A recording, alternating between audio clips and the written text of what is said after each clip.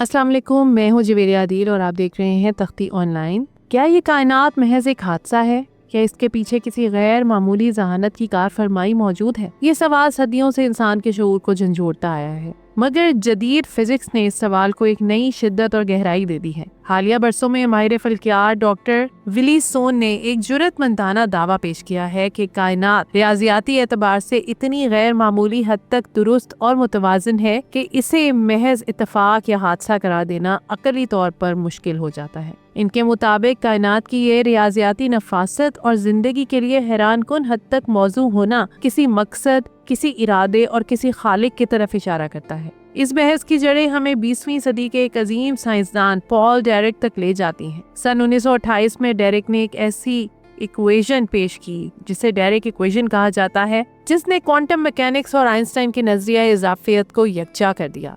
ये मुसावात इलेक्ट्रॉन के रवैये को बयान करती थी, मगर इसमें एक अजीब बात मौजूद थी। इसके कुछ हल मनफी तवानाई यानी नेगेटिव एनर्जी की तरफ इशारा करते थे। उस वक्त बेशतर साइंसदान ऐसे हलों को महज रियाजियाती खामी समझकर नजरअंदाज कर देते थे, मगर डीरेक ने रियाजी पर गैर मामूली एतमाद का मुजाहिरा किया। उन्होंने ये जुर्रत की कि अगर रियाजी कुछ कह रही है तो शायद फितरत भी इसी तरह की कोई हकीकत रखती है। यही सोच इन्हें एंटी मैटर के तस्वुर तक ले गई।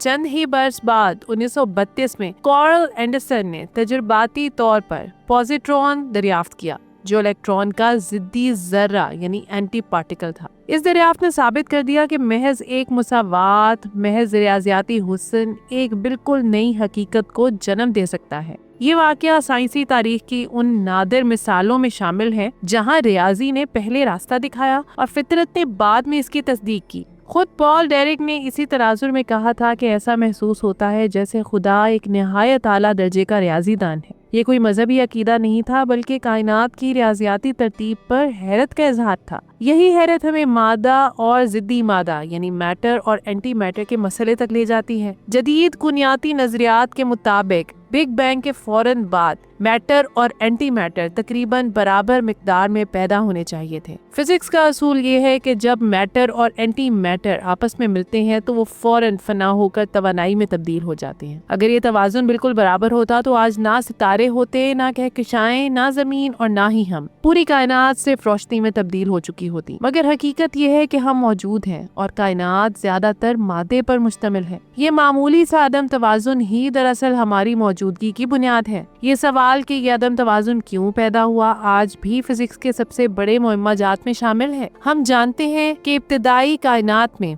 मैटर और एंटी मैटर के रवैये में मामूली फर्क था, जिसे सीपी वॉयलेशन कहा जाता है। मगर ये फर्क क्यों और किस हद तक पैदा हुआ, इसकी मुकम्मल वजाहत अभी तक मुमकिन नहीं हो सकी। डॉक्टर विली सोन इसी नुक्ते को बुनियाद बनाकर कहते हैं कि अगर कायनात के इब्तिदाई लम्हों में ये फर्क जरा सा भी मुख्तलिफ होता तो आज कुछ भी मौजूद ना होता। इनके मुताबिक ये नाजुक तवाजुन महज अंधी किस्मत का नतीजा नहीं लगता। यही तस्वुर हमें फाइन ट्यूनिंग के नजरिए तक ले जाता है। फाइन ट्यूनिंग से मुराद ये है कि कायनात के बुनियादी मुस्तकिलात जैसे कशिश शकल की ताकत, बरकी कुव्वत, इलेक्ट्रॉन का मैस और कुनियाती मुस्तकिल निहायत महदूद हदूद के अंदर है। अगर इनमें जरा सी भी तब्दीली होती तो ना सितारे बनते, ना कीमियाई बंदिशें मुमकिन होती और ना जिंदगी का वजूद मुमकिन होता। हैरत अंगेज बात यह है कि ये सब कॉन्स्टेंट्स एक दूसरे के साथ हम आहंग होकर एक ऐसी कायनात तख्लीक करते हैं जो ना सिर्फ कायम रह सकती है बल्कि इसमें शऊर भी जन्म ले सकता है। डॉक्टर विली सोन इसी हम आहंगी को किसी ज़हीन डिजाइन की अलामत समझते हैं। इनका कहना है कि महज बका के लिए रियाजियाती हुस्न जरूरी नहीं, मगर कायनात ना सिर्फ काबिल बका है बल्कि रियाजियाती तौर पर नहायत खूबसूरत भी है। ताहम यहाँ एक अहम नुक्ता समझना जरूरी है। साइंस खुद ये दावा नहीं करती कि ये सब किसी खालिक का सबूत है। ये नतीजा एक फलसफियाना अहमियत रखता है, साइंसी कानून नहीं।